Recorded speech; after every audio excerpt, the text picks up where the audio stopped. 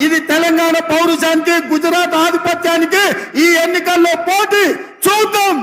తెలంగాణ పౌరుషం గెలుస్తుందో గుజరాత్ ఆధిపత్యం గెలుస్తుందో నేను చూస్తా.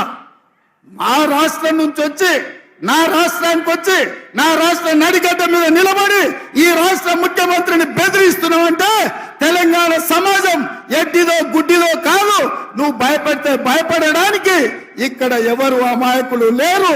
ఖబర్దార్ ప్రధానమంత్రి గారు, మీరు అనుకుంటుందేమో తెలంగాణ గడ్డ మీదకి గుజరాత్ నుంచి వచ్చి బెదిరిస్తామని. ఇది నా ఊరు, ఇది నా ప్రాంతం.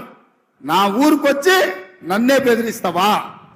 నేనేం మాట్లాడినా రిజర్వేషన్లు రద్దు చేయొద్దని అడిగిన, రాజ్యాంగాన్ని మార్చొద్దని అన్నా. ఒకవేళ నీకు నచ్చితే నా మాట విను, నచ్చకపోతే నా ఇష్టం. రాజ్యాంగం మారితే రిజర్వేషన్లు రద్దు చేస్తానే ప్రజల్ని ఓట్లు అడుగు, ప్రజలే తీర్పిస్తారు ఎవరి పక్కన నిలబడాలను. అంతే తప్ప మీరు ఆలోచన చేయండి సోదరులారా. పక్కూరోడు మన ఊరికొచ్చి మన ఊరు చౌరస్తలు నిలబడి మనల్ని అవమానించే విధంగా మన ఊరు వాళ్ళను తిట్టు ఊరుకుంటే మనం ఊరుకుంటామా?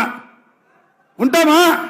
మనకేమన్నా విభేదాలు ఉండొచ్చు, మనకు భిన్నాభిప్రాయాలు ఉండొచ్చు, కానీ మన ఊరు గౌరవం వచ్చినప్పుడు ఊరంతా ఏకంగా కావాల్సిన అవసరం ఉందా లేదా ఒక్కసారి ఆలోచన చేయండి.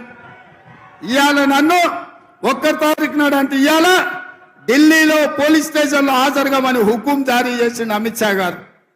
ఏం దౌర్జన్యమయ్య ఇది?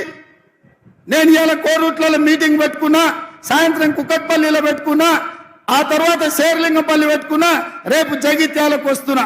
నేనంట ఎన్నికల ప్రచారం అంతా మానేసి ఢిల్లీ పోలీస్ స్టేషన్లో రాజ్యాంగం ఎందుకు రద్దు చేస్తున్నారు, రాజ్యాంగాన్ని ఎందుకు మారుస్తున్నారు అని అడిగినందుకు ఢిల్లీ పోలీస్ స్టేషన్లో ముద్దాయిగా పోయి నేను హాజరు కావాలనంట.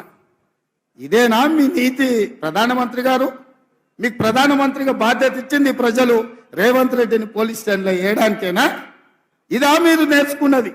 ఇట్లా భయపడి ఎంతకాలం మీరు రాజ్యాన్ని వెళ్తారు? ఇట్లా భయపట్టించి ఆధిపత్యం చెలాయించి అన్యాయంగా రాజ్యాలు ఏలాలనుకుంటే నిజాం నవాబ్కి ఏం గతి పట్టిందో కనుక్కోండి. రజాకర్ల పరిస్థితి ఎక్కడికి పోయిందో మీరు ఒక్కసారి తెలుసుకోండి.